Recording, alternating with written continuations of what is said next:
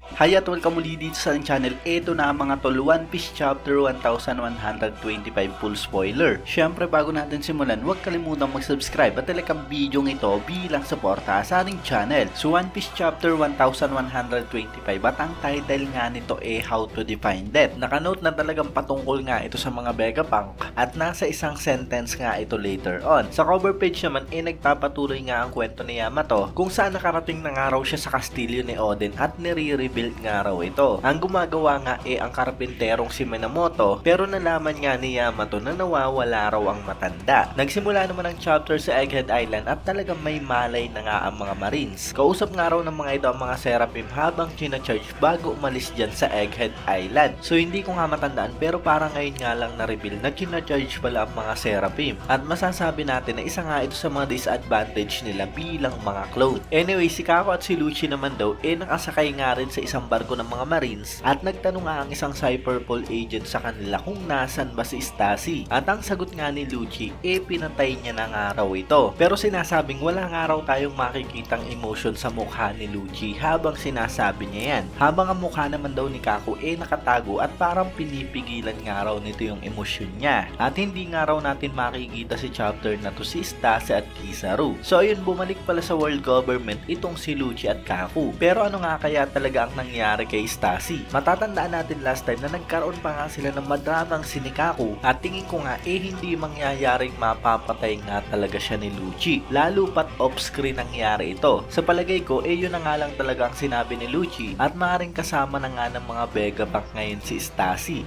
Kat naman kay Saturn kung saan inaalala niya nga raw ang nangyari sa Marijoa 200 years ago. Noong mga oras nga raw na yun si Saturn daw ang nag-utos sa mga grupo ng scientist na sirain nga ang ancient robot. Pero mas pinili raw ng mga scientist na itago at pag-eksperimentohan na ito ng pasikreto. At tingin ko mga tol, ito na nga talaga yung naging pinakapalpak ni Saturn. Dahil sa alam naman natin yung nangyari kay Im-sama dahil sa ginawa ni Emmet. Kinausap naman daw ni Saturn ang siyam ng mga Vice Admiral at sinabing nakuha nga raw nila ang gusto nila, ang power plant si York at ang Punk Records. Pero nagkaroon nga rin daw sila ng napakatinding pagkakamali. Ang greatest failure nga raw na yun hayaan si Dr. Vegapunk na makapag-broadcast sa buong mundo. Pero nagtanong nga mga tol si Doberman kay Saturn. Sabi niya nga bilang isang sundalo raw ng world government, magtatanong nga raw siya na kung yung action nila nagresulta sa failure, ang ibig sabihin ba raw nun yung mga sinabi ni Dr. Vegapunk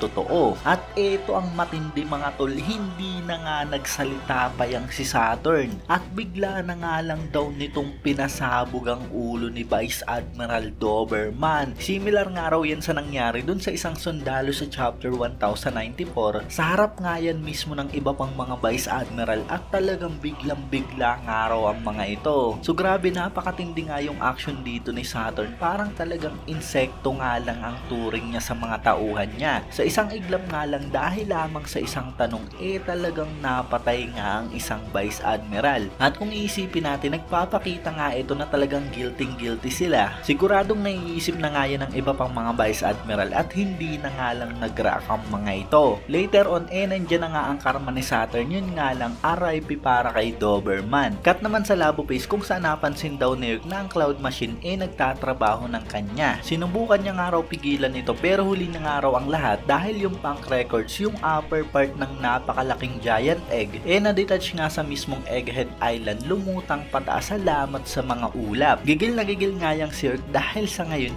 wala na nga siyang Punk Records. Basically dahil dyan wala na nga siyang silbi para sa world government. Wala nga siyang knowledge dahil sa nandun nga yun lahat sa Punk Records at siguradong hindi niya nga maduduplicate ang Mother Flame. Cut naman sa Marijoa kung saan talagang nagpapanik na nga raw ang mga Celestial Dragon dahil sa kakulangan sa pagkain. At matatandaan natin na dahil ngayon sa ginagawa ng Revolutionary Army at hindi na nga talaga nakakarating pa sa Marijoa ang mga pagkain nila. Pero ito ang mas matindi mga tol, sa Pangaea Castle nga ipinakita si Saint Garling na nakasuot ng isang eleganteng suit at maaaring similar nga ito sa suot ng mga 5 Elder. Naglalakad nga raw ito patungo sa authority room at pagpasok niya nga ng kwarto naupo nga siya sa isang upuan at mula nga dyan in-address niya nga formally ang mga Elder. Nandyan nga raw siya ngayon para sa isang utos. Talagang biglang bigla nga ang ibang mga Elder at sabi nga ni Warkery ibaba nga raw nito yung tono at boses niya. Pero sabi nga dyan ni Garling, simula raw ngayon si Vegapunk York malalagay under sa command niya at siya na nga raw ngayon ang nasa posisyon bilang warrior god of science and defense. At talagang biglang-bigla nga raw dyan ang ibang mga elder at talagang hindi nga sila makapaniwala sa mga nangyayari. Dagdag pa nga ni Garling, talagang magiging magulo na raw simula ngayon. Ang mundo raw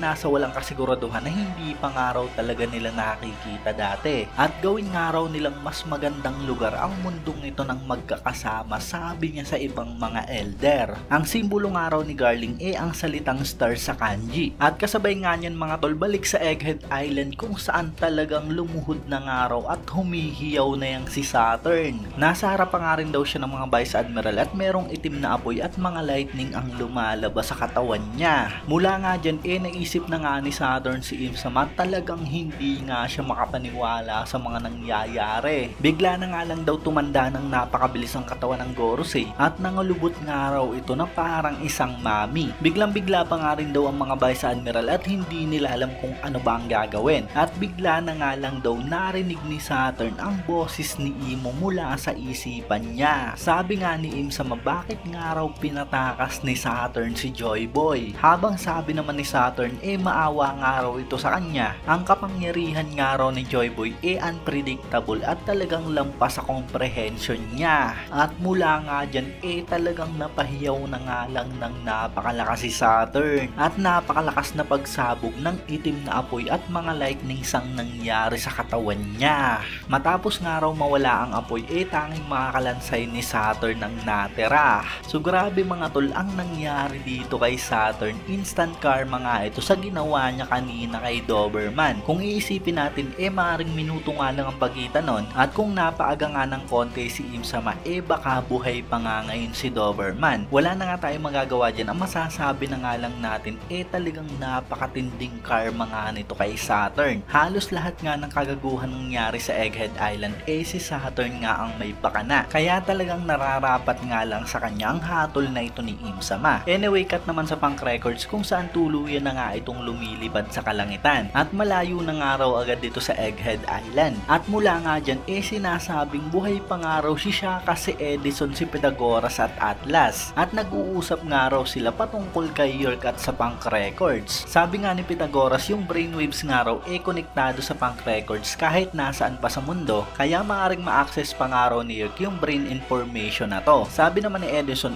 tama nga raw yun pero mukhang okay nga lang daw na hayaan nila. Sila na nga raw ang bahala hanggang sa ma-figure out ng mga tao kung paano gamitin ang brain nilang ito. Sabi naman ni Shaka dahil nga raw sa pinatay sila ni York hindi nga nila naligtas ang laboratory. At sabi naman ni Pythagoras hindi nga raw sila makapag-imbento ngayon dahil sa wala nga silang fund. Pero sabi naman ni Edison meron nga raw silang kaibigan para dyan. At mula sa loob ng Eggdom ipinakita na napakaraming ang replacement parts para sa katawan ng mga Vegapunk. At bumuo nga sila ng panibagong katawan para sa replacement. Yung ulo nga raw si Edison, ang katawan naman at ang paa si Shaka, ang kaliwang kamay naman si Atlas at ang kanan naman si Pythagoras. At lahat nga raw silang apat nagsasalita sa loob ng iisang brain. Pero hindi nga raw natin maririnig na nagsasalita ang Stella sa chapter na to. At yun mula nga dyan mga tol nakabuo nga ang apat na Vegapunk ng iisang katawan. At sama-sama na nga silang apat doon. Bali tinapon nga rin nila yung mga parts ni York at diring-diri nga sila. Tinawagan naman ni Edison yung sinasabi niyang kaibigan niya at yun nga walang iba kundi si Haridas ng Wideria. Nagpakilala nga sa Edison na isa siyang Vegapunk at biglang-bigla naman si Haridas dahil sa akala niya